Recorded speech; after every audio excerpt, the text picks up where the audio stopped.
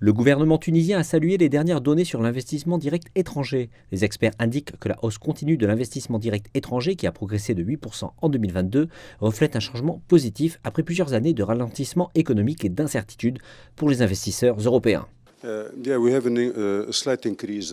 Nous avons maintenant une légère augmentation de l'investissement direct étranger en Tunisie.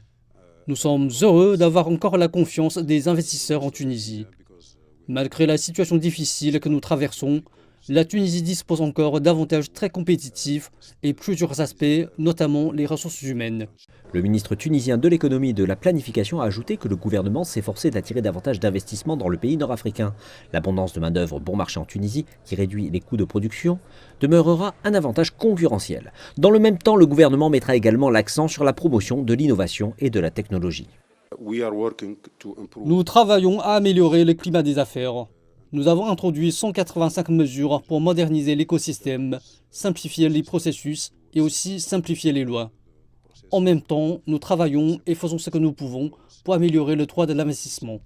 Les analystes affirment que le total des entrées de l'investissement direct étranger en Tunisie a dépassé $1 milliard en 2018. Cela a représenté une augmentation en valeur par rapport à l'année précédente. Et à compter de 2010, les investissements directs étrangers dans le pays ont atteint un pic pour atteindre $1,6 milliard en 2012. Les années de référence de l'investissement direct étranger de la Tunisie ont eu beaucoup de succès même après 2010. Aujourd'hui, avec le manque de réserve de change, l'État a besoin d'attirer plus d'investissements étrangers pour stimuler la croissance économique et la création d'emplois. L'investissement direct étranger est un moyen efficace de financer l'économie à un coût raisonnable et avec un faible risque.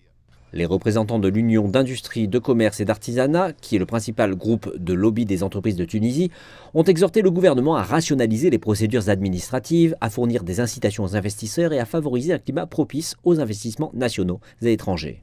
Le gouvernement tunisien est en train de développer un nouveau projet de loi sur la promotion de l'investissement qui servira de catalyseur pour la croissance économique du pays. Ce projet ambitieux reflète l'engagement de la Tunisie à créer un environnement d'investissement attractif au cours des 2 prochaines années.